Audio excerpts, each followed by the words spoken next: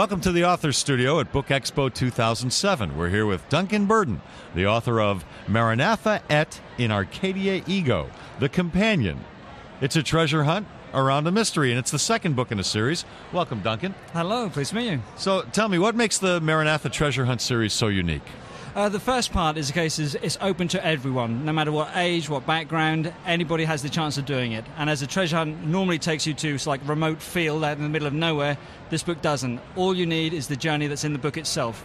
Instead of taking you to a hillside, it will take you to different points in history, and so the book just takes you there. All right, well, I'm not well-versed in geography, and I'm not well-versed in archaeology or philanthropology or anything else needed for a treasure hunt.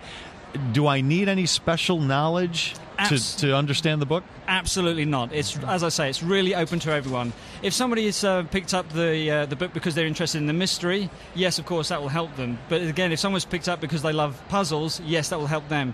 But there's more than one way to actually solve the book. So the book's designed that no matter what is your talent, or if you have no talent at all, it doesn't matter. Whatever you got, you can use it to solve the puzzle.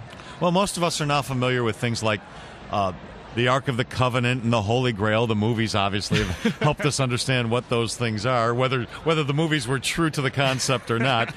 Will having a faith be important to solving this treasure hunt? No, not at all. Of course, we do cover some religious aspects, but much more from the sense of the existence rather than anybody's actual faith. One of the things that's been nice in a rewarding point of view is that people have come back to us that found that that's actually helped their faith, because of course the book's actually designed purely around facts, and so it takes out a certain point of quandary. So from that point it has been accepted, but no, it's not something that's actually necessary or something that would actually help you solve it. It's actually about facts and history. The book's been called multi-layered. What do the critics mean by that? I suppose in the sense of it's... like we said at the beginning, it doesn't take a particular talent to actually do it. So to make it, the multi-layers at one point refers to the different way people are attacking it. So if you do have a history background, then you're taking that information out, but you're then also finding a bit more of possibly the spiritual element or the separating the fact from fiction element. But also the sense of, with any treasure hunt, we wanted the readers to feel that they're achieving something, even if they haven't really made that final goal. So at each point, with virtually every single line, they discover something. So by that, whenever you pick up the book, you should be able to discover something. So for that day, you feel, great, I've done something. So you found another layer. If you will, explain the title to me. Maranatha Et, E-T, in Arcadia Ego. What does that mean? Right, well, the Maranatha comes from, it's a word that's actually in the Bible in reference to... they believe that Christians use it as an early password, but that's not the reason why it's used actually in the book. The reason it's used in the book is the sense of it refers to quite a fabled book discovered by Nicholas Flamel, and he couldn't translate the book at all. The only word he recognised was Maranatha, and so we thought we'd use that because the parallels are so close.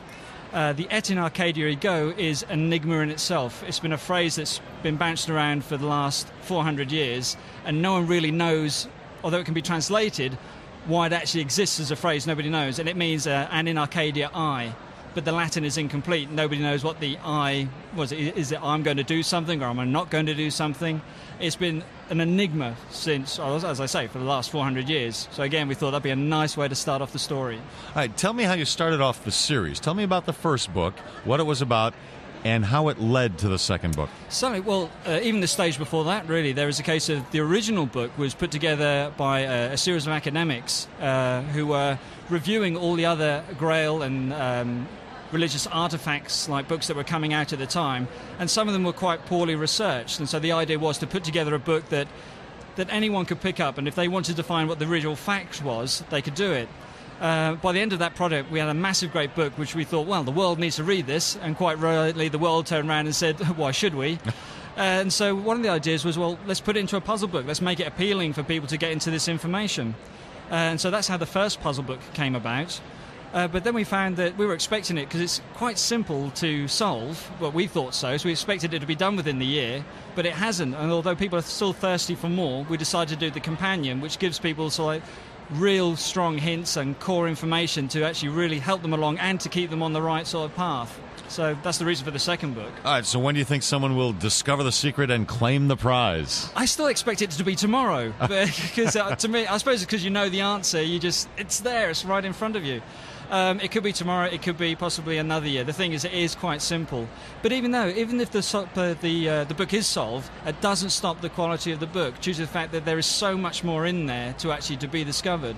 And although, I mean, the fully supported website helps people along and it does keep them updated as to how the book's progressing, it also gives the feedback in the sense of there's a lot more in this book than the £1 million prize or the $2 million prize that's at the end of it. All right, again, the book is called Maranatha Et in Arcadia Ego, The Companion, and the author is Duncan Burden. Duncan, thanks for stopping by. Thank you very much. It's been a pleasure.